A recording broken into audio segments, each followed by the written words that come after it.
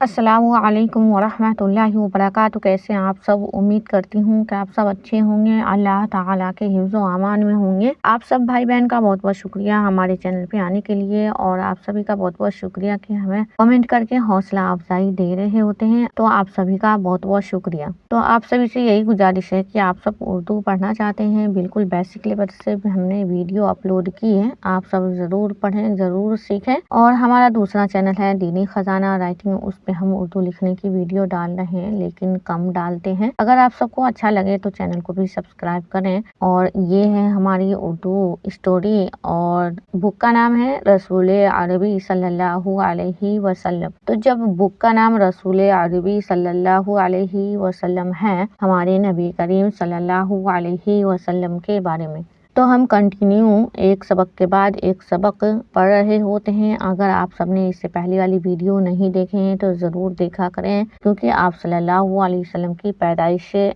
शुरू हो रही है ये बुक। तो आज हम पढ़ेंगे मेराज का वाकया और मदीना में इस्लाम। तो आप सब वीडियो में बने रहें, और वीडियो अच्छी लगे तो प्लीज़ मेरे भाई बहन लाइक ज़रूर करें और एक छोटा सा कमेंट करके ज़रूर जाएं। और अगर चैनल पे नए हैं तो चैनल को भी सब्सक्राइब करें। तो हम पढ़ना शुरू करते हैं। बिस्मिल्लाहिर्रहमानिर्रहीम। मेराज का वाकया और मदीना में इस्लाम। प्यारे बच्चों, तुम्हें याद होगा कि जब हुजूर सल्लल्लाहु अलैहि वसल्लम 25 वर्ष के हुए, 25 वर्ष कहते हैं 25 को, तो बीबी खदीजा रज़ियल्लाहु अन्हा के साथ आप सल्लल्लाहु अलैहि वसल्लम की शादी हुई। तो जब आप सल्लल्लाहु अलैहि वसल्लम 25 वर्ष के थे तो हजरत खदीजा रज़ियल्लाहु अन्हा से शादी हुई थी।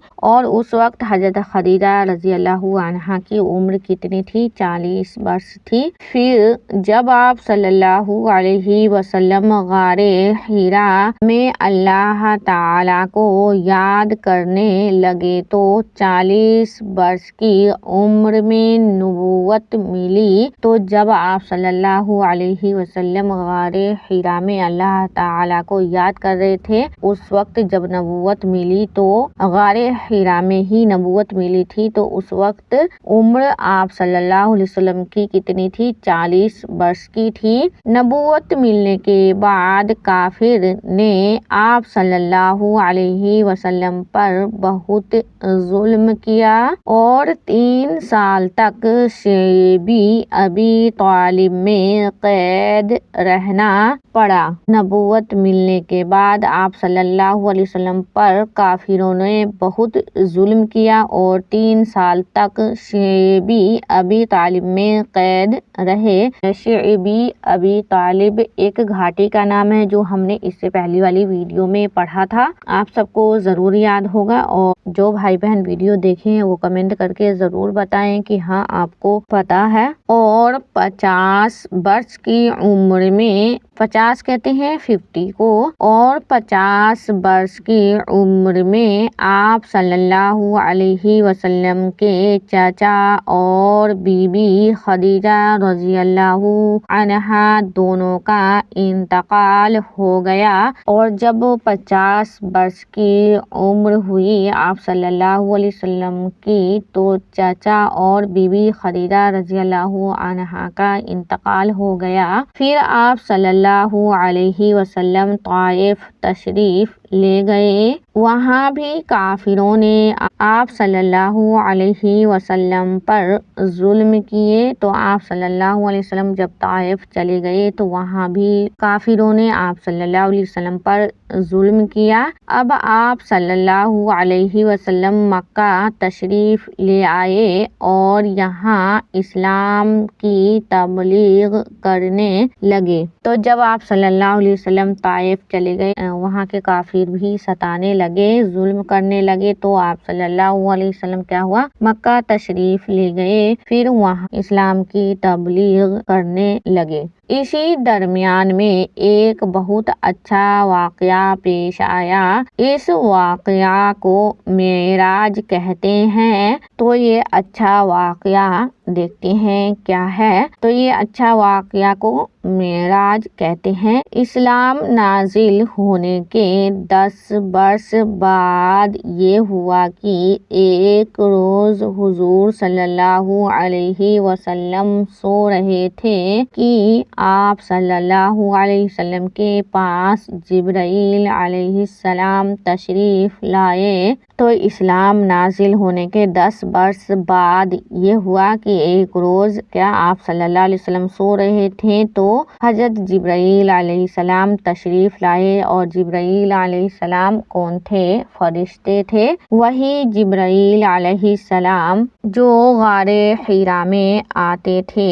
تو یہ حضرت جبرائیل علیہ السلام کون تھے؟ وہی فرشتے جو آپ صلی اللہ علیہ وسلم کو غار حرا میں نبوت لے کے آیا کرتے تھے۔ اور سب سے پہلی نبوت بھی آپ صلی اللہ علیہ وسلم کو غار حرا میں ہی ملی، جن کا ذکر تم پیچھے پڑھ چکے ہو۔ تو دیکھیے کتاب میں بھی یہ بتا رہے ہیں کہ پیچھے ہم نے پڑھ لی ہے کہ پیچھے کا ذکر تھا یہ۔ تو اگر آپ سب نے ابھی بھی وہ ویڈیو نہیں دیکھے ہیں تو ضرور دیکھیں۔ جب غار حرا میں نبوت ملی تھی وہ آئے اور آپ صلی اللہ علیہ وسلم کو اٹھا کر کہا کہ میرے ساتھ چلیے۔ حضور صلی اللہ علیہ وسلم تیار ہو گئے۔ حضرت جبرائیل علیہ السلام نے آپ صلی اللہ علیہ وسلم کو ایک گھوڑے پر سوار کر دیا۔ اس گھوڑے کا نام براق تھا۔